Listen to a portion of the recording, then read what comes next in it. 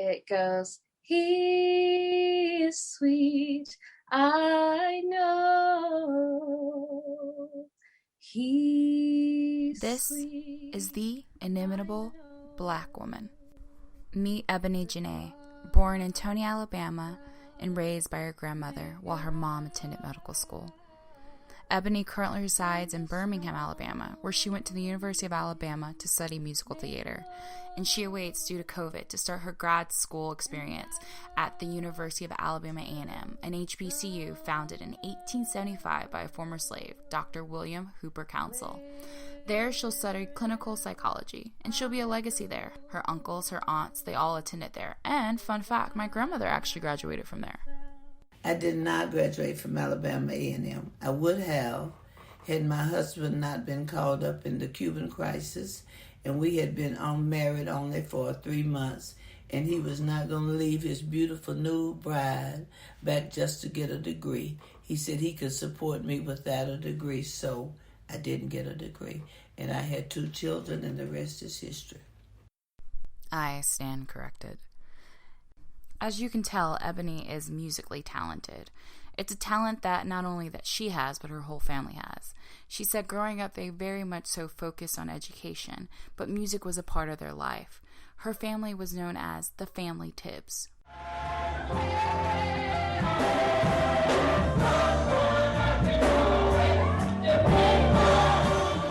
My grandmother's maiden last name is Tibbs. Her and all her siblings sang in a choir with their mother, and they got really big around Huntsville. I mean, there's like t-shirts, they'll play on the radio every once in a while. So, growing up, we had that rehearsal at least once a week, as well as, like just regular church choir. And so I can remember being about 5 or 6 in a rehearsal one day, just sitting next to my grandmother. And the choir director was going over the parts. And I think someone was like, I'm sorry, I have a question. Can you do that part again? And in my 6-year-old head, that meant sing it again. So I remember I started singing, and the choir director was like, who is that just sang? Because that was right.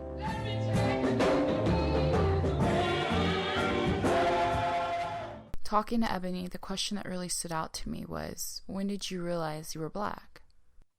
As I got older, and I don't want to say that this is the first time I realized, but I guess it's the earliest memory I have.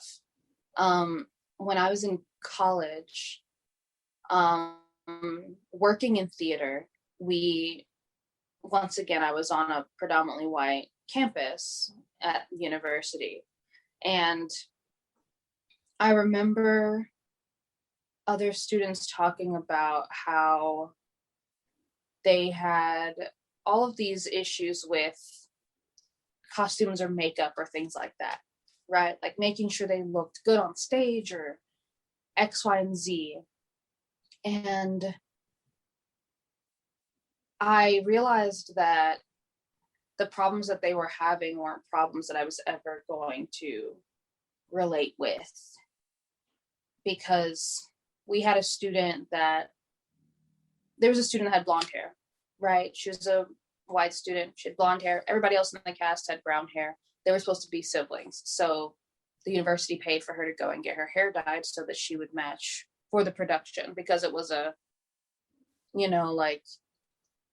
I don't know. I mean, it made a big deal to them, I guess. They said, oh, well, let's just dye her hair because, I mean, if we're really trying to tell the story and they're all supposed to be siblings, everyone else is a brunette except for her. So let's just pay for her to dye her hair.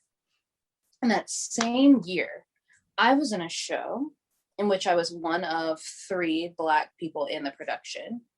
And my character needed to have braids because there's a line where one of her braids comes undone. So it was important that she at least had 2 little pigtails. She's supposed to be 13. So she's supposed to have braids, and I'm natural. And so we were thinking of ways that we could make that come across on stage. And I remember that I was like, I have a wig that I've worn before in another production that I've done that I can just braid, right? And I brought that, I did what I needed to do. And I thought about the fact that I wasn't one, compensated, but then wasn't helped with figuring out what I needed to do for that situation. And I spoke with another one of the individuals that were Black in that production, and he had dreads, the most beautiful dreads I've ever seen. He had dreads, and I remember them saying, "You're gonna need to cut those for the show." And I was like, "I'm sorry, what? What do you mean they told you to cut your dreads for the show?" And the show was set in, I don't know, like 18 something, like it was a period piece, it was back in the day. And I was like, let's be honest. I mean, we wouldn't have been in a school that had Black and white students in it together in the first place if we're really trying to be period or, on the nose about that. But now you want to make sure that a person's dreads aren't in it, or that my natural hair isn't in it, or that X, Y, and Z.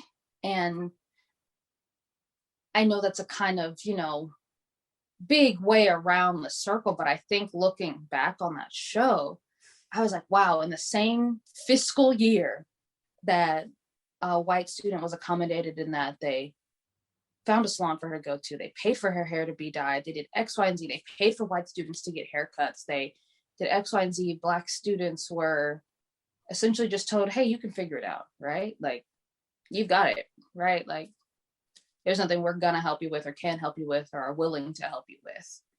And it continued to happen for the next 4 years. I was in a show once and my hair was in like crochet braids, like I had crocheted hair. And that's what I did my audition in, and that's how they wanted me for the show. Mind you, the show wasn't for another like 3 or 4 months. And the way protective hairstyles work, I can't just keep it in for the next 5 months, then it still look as good, right? So I was like, okay, well, I'm gonna have to, take a break, put them out, give my hair like some rest, take care of it, and then I can have it back in for the show in time. And I remember I was just like in the lobby of the department, and my hair wasn't in those crochet, and that professor was like livid. They were like, you changed your hair, X, Y, and Z, yada, yada, yada. And I was like, I've explained to you what I have to do. You're not paying for me to get my hair crocheted. You're not paying for me to get it done. You're not paying for me to keep it up, X, Y, and Z. I'm doing all of this on my own because you wanted something and I'm figuring it out on my own. And I think that was the moment I realized that this wasn't fair. And maybe that sounds stupid, like I look back on it now and I'm like, of course that was unfair. But in the moment, it's like you don't have a choice, in that you're like, okay, well, if I say, oh, I'm not going to do this, and I'm not going to get jobs.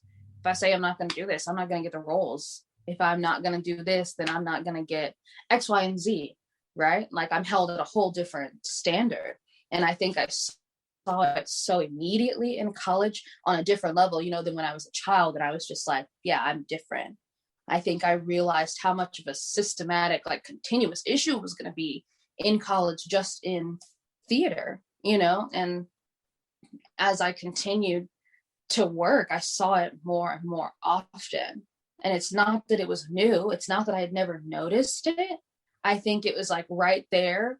I said, no matter what I'm going to do, to some people, that's all that matters, is that I'm a Black woman and I'm going to have to figure that out on my own.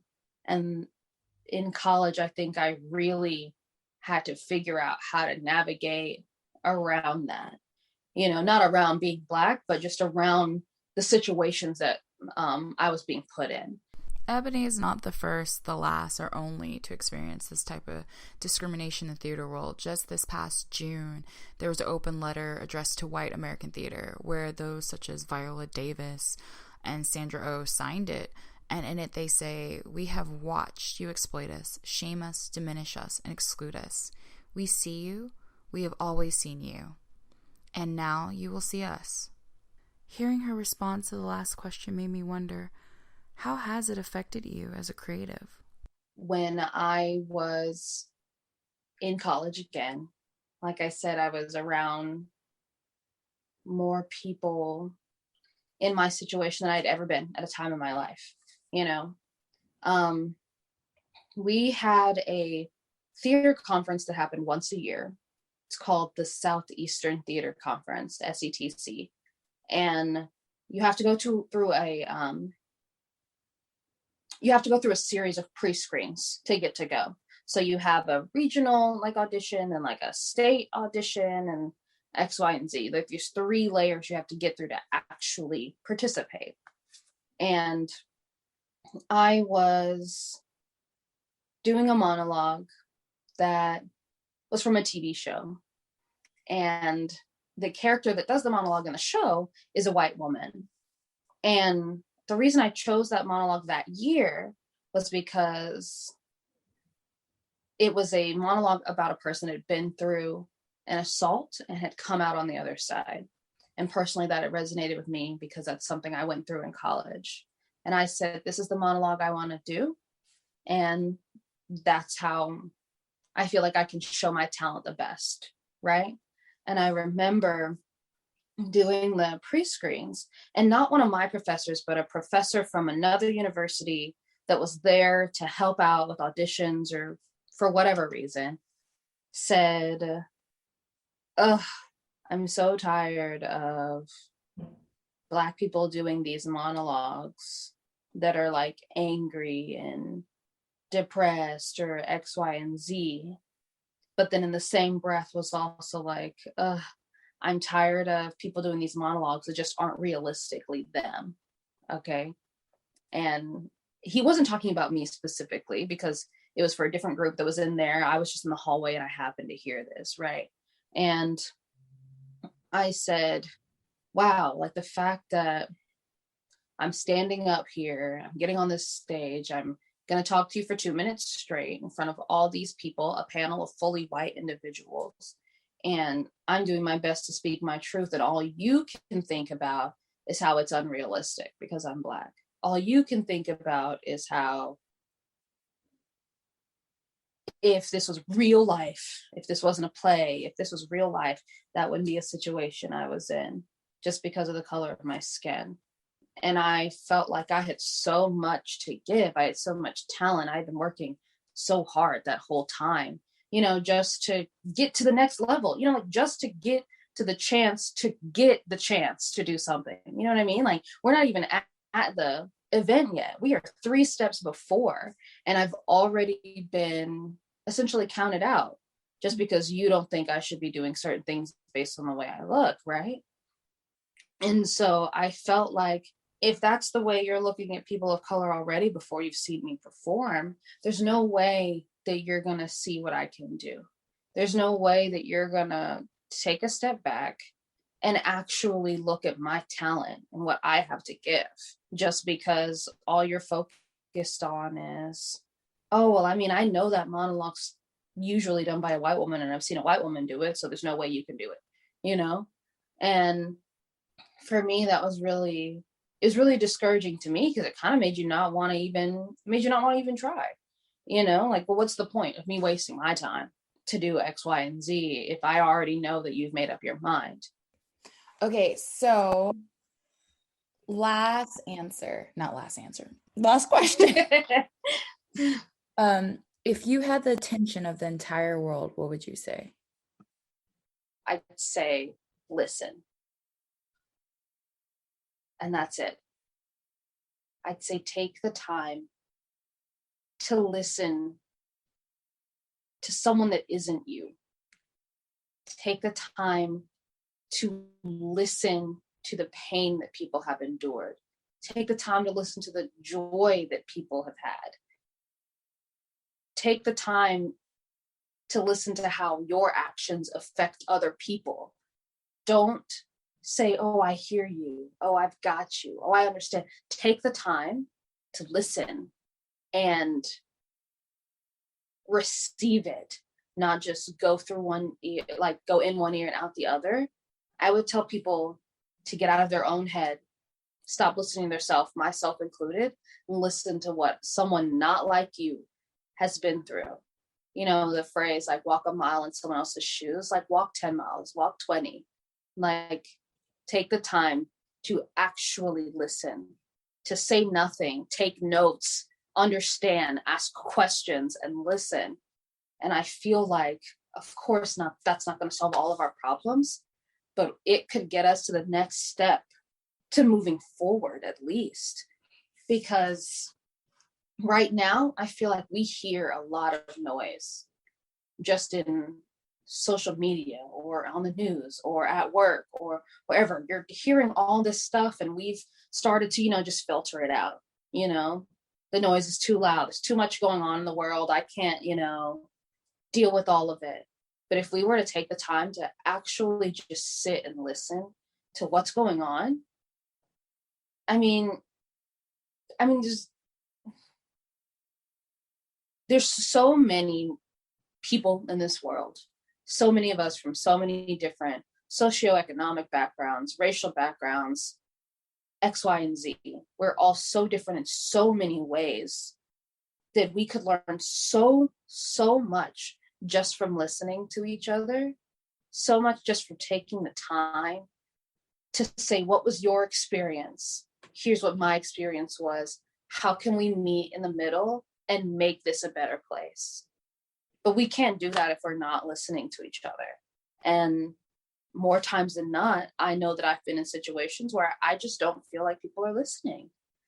People will say, oh yeah, well, I heard that, oh, I watched that. And oh yeah, I saw that on my feed, right now we just scroll through and we're like, yeah, I watched it, X, Y, and Z. But do we actually take the time to listen to what that person had to say and let it affect us? Not just listen, but let it affect you. Like, take the time to sit in it. Take the time and be uncomfortable. Like, if somebody says something, you don't agree with it,